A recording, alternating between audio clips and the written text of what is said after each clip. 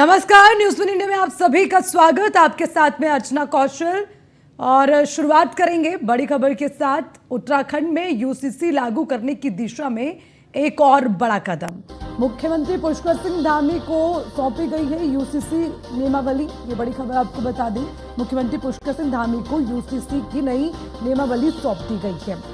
Rules making and implementation committee ने CM को नियमावली सौंप दी है। उत्तराखंड में जल्द यूसीसी लागू करने की तैयारी की जा रही है। यूसीसी लागू करने पर मुख्यमंत्री पुष्कर सिंह धामी बड़ा फैसला लेंगे, लेकिन उससे पहले इससे जुड़ी हुई तमाम जानकारी आपको दे रहे हैं।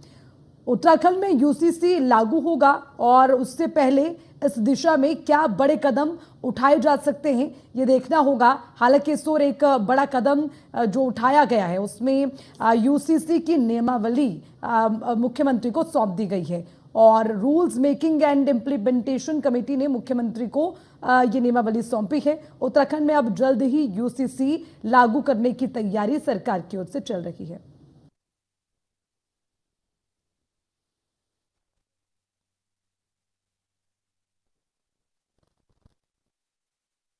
तो उत्तराखंड में यूसीसी जल्द लागू होगा, नियमावली मुख्यमंत्री को सौंप दी गई है और उसी के साथ ये एक बड़ा कदम जो है उत्तराखंड में सरकार की ओर से देखा जा सकता है। तो उत्तराखंड में जल्द यूसीसी लागू करने की तैयारी चल रही है। को भी तोड़ने का काम देवभूमि उत्तराखंड की जनता ने किया कि हर बार के चुनाव में यहाँ सरकार परिवर्तित हो जाती थी। पहली बार 22 सालों में राज्य स्थापना के बाद पहला आम चुनाव ऐसा था जिस चुनाव में लगातार पहले जो सरकार थी उसी सरकार को दोबारा काम करने का अवसर प्रदान किया और एक इतिहास देवभूमि उत्तराखंड की जनता ने बना दिया। एक जो परिपाटी थी वो परिपाटी को बदल दिया और हमने भी जो संकल्प लिया था, देवभूमि ने जिस काम के लिए हमको मौका दिया था, हमने वो काम सबसे पहले ही कैबिनेट में यही निर्णय लिया कि हम इसको लागू करने के लिए एक विशेषज्ञ समिति की कमेटी बनाएंगे और सेवानिवृत्त न्यायाधीश रंजना प्रकाश देसाई जी की अध्यक्षता में हमने कमेटी बनाई थी। उस कमेटी ने हमको अपनी रिपोर्ट सौंपी और रिपोर्ट सौंपने के बाद 6 फरवरी को विधानसभा में ये प्रस्ताव प्रस्तुत किया गया। उस पर चर्चा हुई, पक्ष विपक्ष सभी लोगों ने उस पर भाग लिया और 7 फरवरी 2024 को ये विधेयक विधानसभा से पारित हो गया और उसके बाद माननीय राष्ट्रपति महोदय को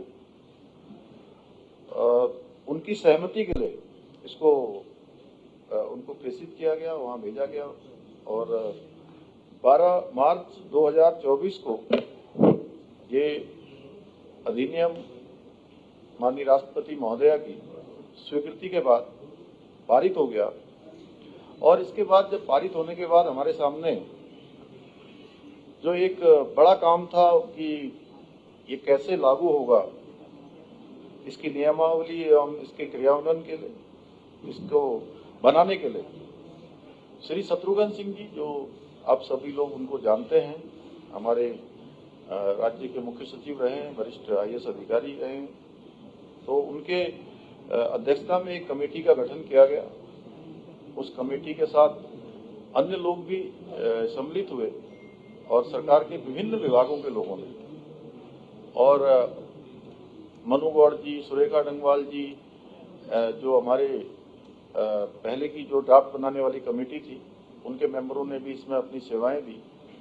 इसके साथ साथ हमारे अधिकारीगणों ने भी, हमारे कर्मचारियों ने, अनेक विद्यार्थियों ने भी, जिनको आप देख रहे होंगे, क्योंकि यहाँ पर कुछ लोग आए थे और कुछ लोग नहीं आ पाए, तो इसको बनाने में रात दिन का प्रयास किया।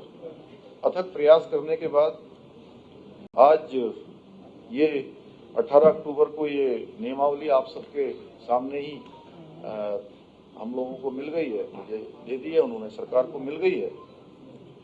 और इस नियमावली में मुख्य रूप से 4 भाग हैं, जिसमें विवाह है, एवं विवाह विच्छेद, लिव इन रिलेशनशिप, जन्म एवं मृत्यु पंजीकरण और उत्तराधिकार संबंधी नियमों के पंजीकरण संबंधी जो प्रक्रियाएं हैं उल्लेखित हैं इसमें। और जल्दी ही हम इसमें मंत्रिमंडल की बैठक करेंगे और मंत्रिमंडल की बैठक में ये तय करेंगे कि हमारी क्या तिथि होगी और इस एक्ट को प्रभावी रूप से लागू करने के लिए हमें हमारे जो अधिकारीगण हैं, कर्मचारीगण हैं, उनको ट्रेनिंग की भी आवश्यकता होगी, प्रशिक्षण की भी आवश्यकता होगी, क्योंकि एक बड़ा काम है।